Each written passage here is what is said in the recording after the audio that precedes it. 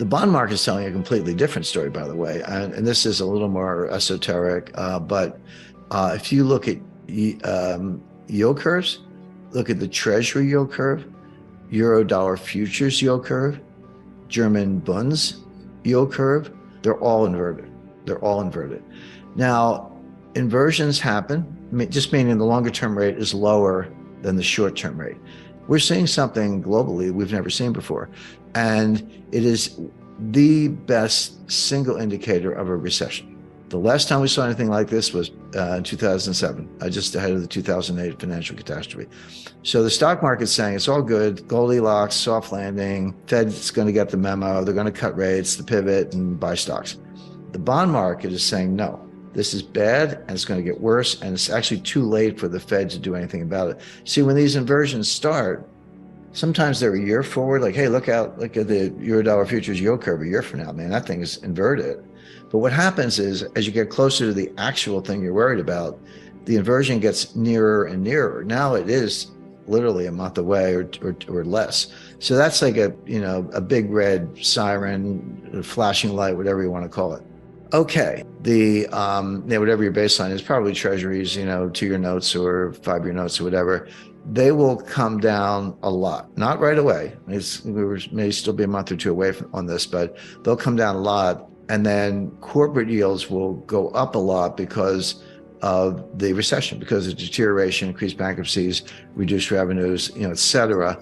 So those spreads will blow out. And it's important to remember, interest rates are a lagging indicator. Everyone's like, well, how could interest rates be going up if we're in a recession?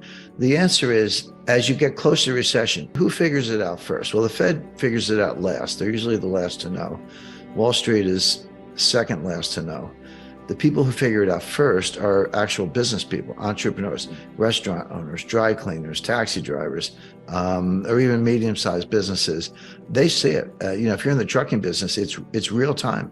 If inventories are sky high and new orders are being slashed, you're not moving anything by truck. So there are certain businesses that are concurrent. The yield curves I was talking about are very good forward indicators. They tell you what's going to happen next.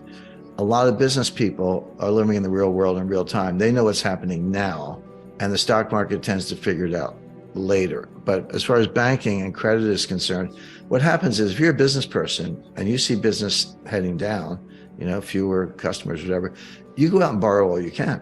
You're like, hey, there's a really bad recession coming. If I got lines of credit, I'm going to use them up now. I don't want my bank changing the terms. I said, I'm going to borrow everything I can. And that creates a demand for funds, and interest rates go up. And then the recession hits, and the bankers go, what's going on? Credit losses start going up. And then they just turn off the spigots and they raise standards, they stop doing loans. And then interest rates will start to come down. Interest rates peak after the recession has already begun. So interest rates may not have peaked yet. Even the treasury market. So that's not unusual. Now, here's what the Fed is missing, or maybe everybody's missing. When you hear these layoff announcements, people are like, well, if they're laying off, why isn't the unemployment rate going up? Well, the answer is they have to announce the layoffs. There's all kinds of statute, SEC. So if I'm going to fire 10,000 people, I got to tell the world I'm firing 10,000 people. It doesn't mean I fire them that day. I might fire them on a rolling basis over the next 30 days. And it doesn't mean they walk out the door empty-handed and head for the unemployment office. I might give them 3 months severance, 6 months severance, et cetera. And so when do they actually show up to the unemployment office and say, give me a check? It might not be till this spring. So the layoff announcements are out there, but the unemployment rate hasn't budged because there is a lag, 3 months. But that's why I said interest rates lag the business cycle, and they do.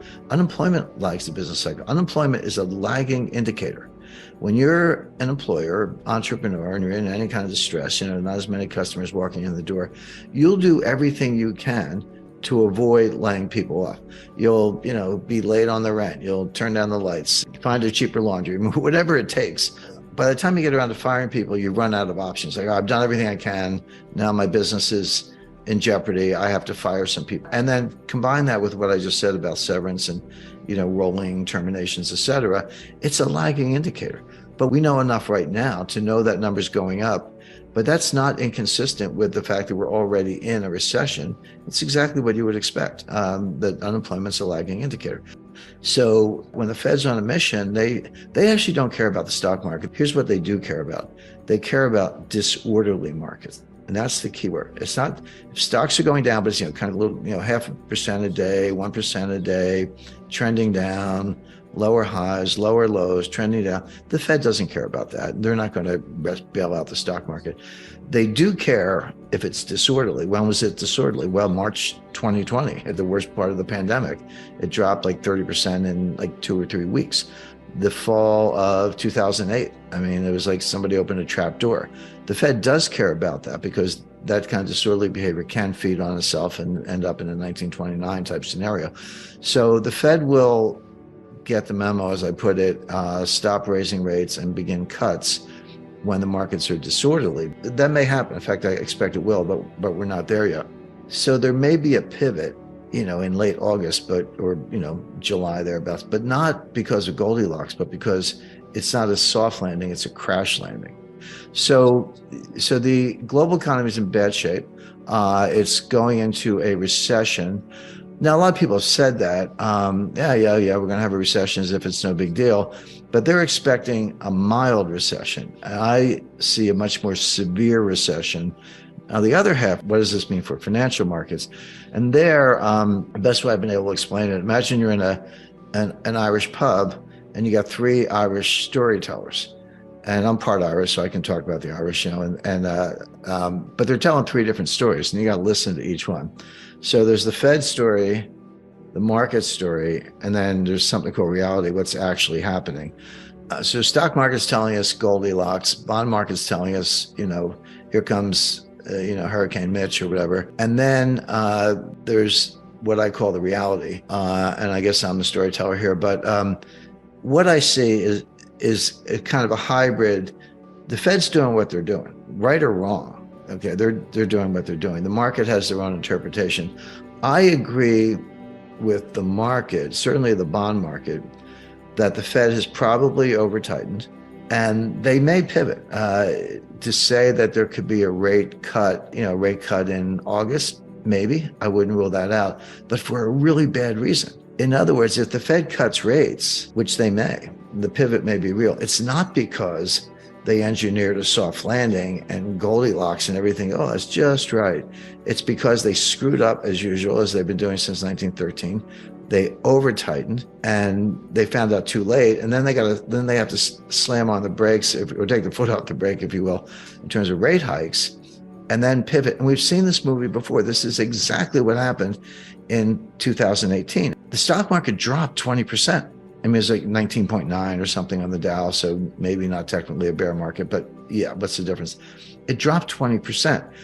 The Fed was tightening into that collapse. The Fed tightened on December 16th, 2018, only like 8 days before the Christmas Eve massacre, and after most of the 20% collapse had already happened, they tightened one last time. So what it shows you is that when the Fed's on a mission, they actually don't care about the stock market, this whole, Bernanke put and Greenspan put and all that. That's not how it works.